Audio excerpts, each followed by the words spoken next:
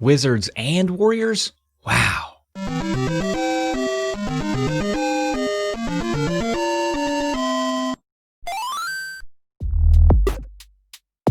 The Wizards and Warriors series has a trio of games on the NES. The first, simply titled Wizards and Warriors, released in 1987 and was only Rare's second NES game, the first being Slalom, which I covered in this video here. The sequel, Iron Sword Wizards and Warriors 2, came out in North America 2 years later and featured sexy Italian model Fabio Lanzoni on the cover wielding a giant sword. You'll see later that this was false advertising. The third and final game on the NES hit shelves in early 1992, replaced sexy Fabio with a human version of Lord Farquaad on the cover, and made things very difficult. So let's see what's up with these three games on the NES.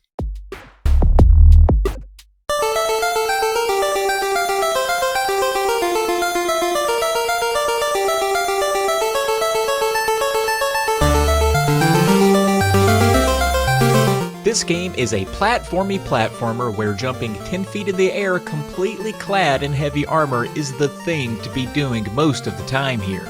There isn't a ton of direction out of the gate, but the recipe for success here is fairly simple. Explore each area, find colored keys that correspond to colored doors, and collect a load of gems.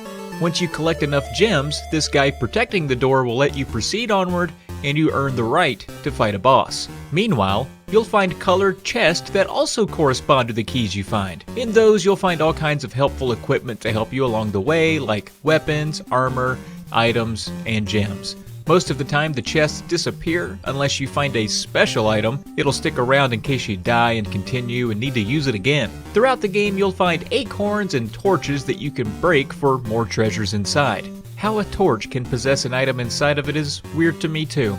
There are also different potions that temporarily grant you special abilities, like a blue one that lets you run faster, a red one that grants you brief invincibility, and a pink one that ups your jump for a minute. It's important not to skimp on certain special items, like the potion of levitation for example, that lets you hover a small distance off the ground by pressing up, and then you can jump from there.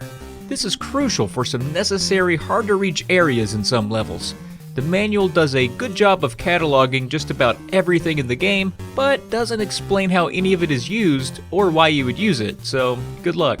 The enemies here aren't terribly difficult to kill. In fact, running into them with your sword sometimes does the trick, and sometimes the enemies will just kamikaze into your sword as you stand there peacefully holding it, but you can swing your sword to attack. It has a pitiful distance though, you might as well wave at them from across the street instead, but thankfully you can upgrade your attack to throwing axes, which works a little bit better. With just the sword, I found it difficult to not take damage, especially when enemies ganged up or if they came from above. You can also use your boots, but you need to be precise about how you use your foot as your preferred murder weapon.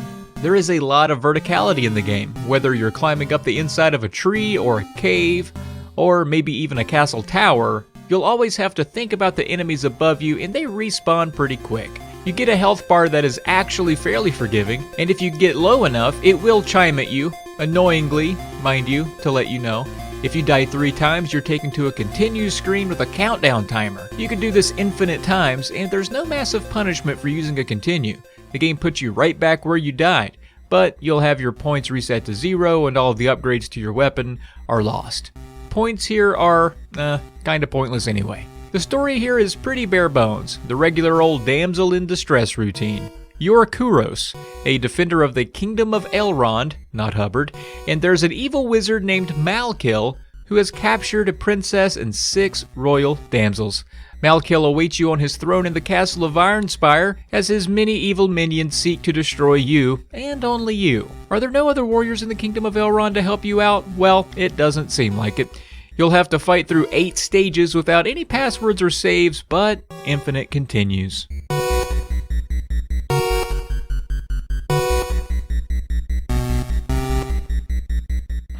Come on! Almost! Finally, yeah! Triumph is ours! Squirrels! But the battle of wizards and warriors continues with Iron Sword. The evil wizard Malkill will take the shape of the earth, wind, water, and fire. Farewell! The fate of the world is in your hands! Back, fire beast! Live the saga of Iron Sword on your Nintendo Entertainment System from Acclaim. Kuros?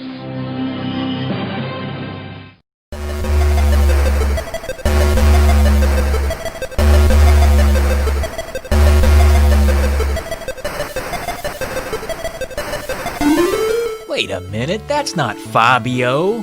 To start, you'll find Iron Sword very reminiscent of the first game. Graphically a bit more satisfying, but still the same idea. An armor-clad knight fit for jumping around to find gems and treasures. At some point you'll be picked up by an eagle, probably one of those from Lord of the Rings, and it carries you part way to somewhere and gives up, dropping you here in the clouds. When on the ground, attacking is much the same as before with the same limited range. You can upgrade your weapons at ends as well as buy food for health this time around, but the same picky hit detection is here, and damage is nearly unavoidable. Much like the first, enemies are equally unrelenting and annoying and constantly respawn. Mix that with a lot of weapons that are disappointing, except maybe the axe, and you'll be dying a lot. One difference here is that the colored keys are out in favor of just keys in general, and they're precious, so hoard as many as you can. Iron Sword is all about the elements: wind, water, fire, and earth.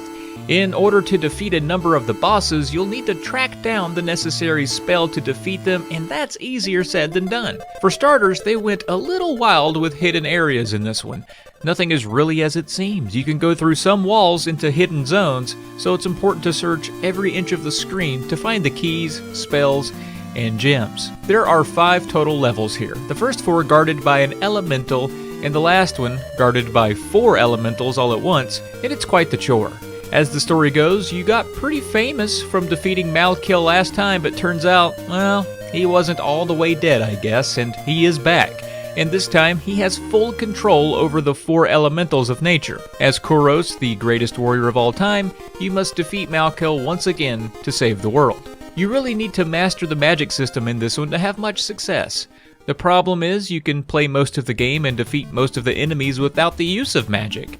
But the bosses are a different story. For starters, you can't even get to a boss without the right magic. Like here, where this giant King Toad is like, nah bro. But there is other magic besides those to kill the bosses that you can use whenever, like a familiar spell that turns enemies into coins, or another that turns them into food, ones to make you faster, or even invisible. I forgot about magic until it was too late most of the time. Good news, this time around, there's a password system here when you get a game over, but you can also get the code by pressing select at any time, so that's kinda neat. Overall, this one isn't a massive improvement over the first, and I might even prefer the first myself, but there are some neat wrinkles here that make it a slightly deeper experience than its predecessor.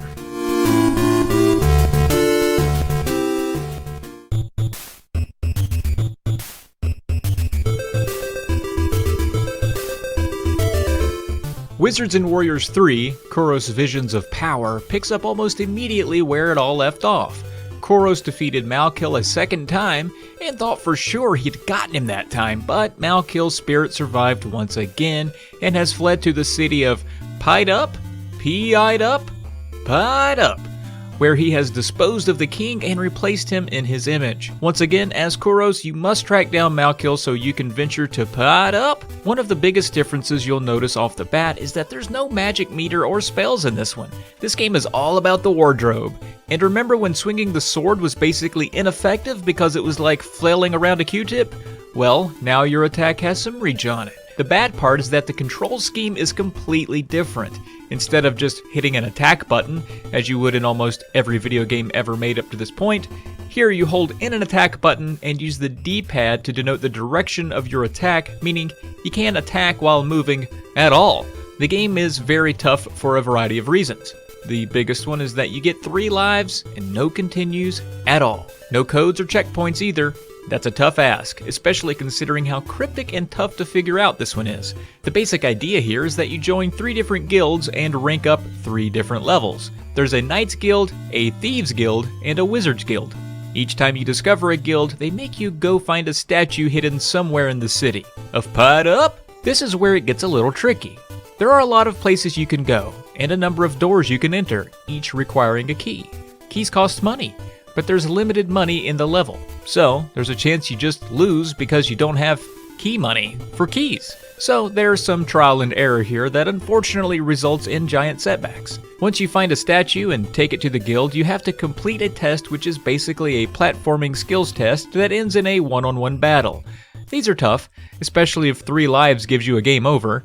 Some of the statues are very difficult to locate, and most require you to defeat a mini-boss in order to acquire it. On top of all of this, the hit detection is still pretty whack at times. Like here, jumping straight up still gets me hit by this spear. Once you've joined the guild, you can switch back and forth between the knight, the wizard, and the thief, and this matters for how you get around. Shop owners may only serve you if you're a knight, and so forth. This part is actually kind of neat, and each of the 3 have their own abilities that can be upgraded. The thief is faster and can jump further, the wizard can cast fireballs in every direction and other forms of magic, and the knight is tougher and has a powerful sword. Speaking of shop owners, another issue in the game is that the health is terribly pricey. You'll need to stay stocked on keys and you'll definitely take damage, so budgeting your cash for some health is imperative. There are several different shops around and about, each with different prices on things, so keep that in mind. It doesn't venture far from what makes it Wizards and Warriors though. There are chests and gems all over, and you'll still be jumping all over the place. It's just the confusing layout of the city and some more obscure requirements that make this already difficult game a terrible trial of patience. Even early on, you have to know to become a wizard and fire at this hornet's nest in order to proceed. It seemed obvious after I did it, but it sure took me long enough to figure out, and that was after up-teen game overs, and it's barely 10% through the game that you need to do that. My best advice would be to treat it like a Metroidvania and keep notes of doors you've been to and what you found there for the next time you play. It's like a roguelike Metroidvania to start until you get a grasp on the map, which again is fairly large. This one definitely looks the best of the 3, as you'd expect, and I can appreciate the added depth here over just jumping and grabbing gems, but I think the steep difficulty of this one is the great equalizer, which still makes me appreciate the original the most out of the 3.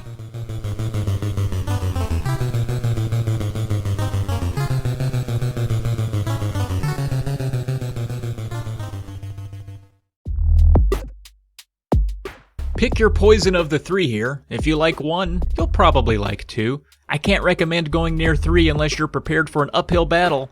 What it does well. It's just not very forgiving about it. I should point out that all 3 soundtracks here were composed by Rare's David Wise, so they all sound pretty good.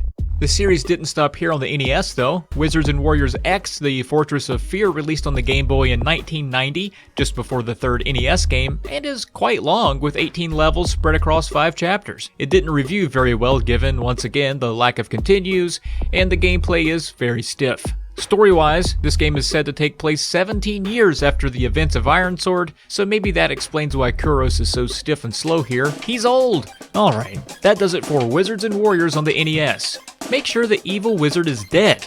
And thanks for watching.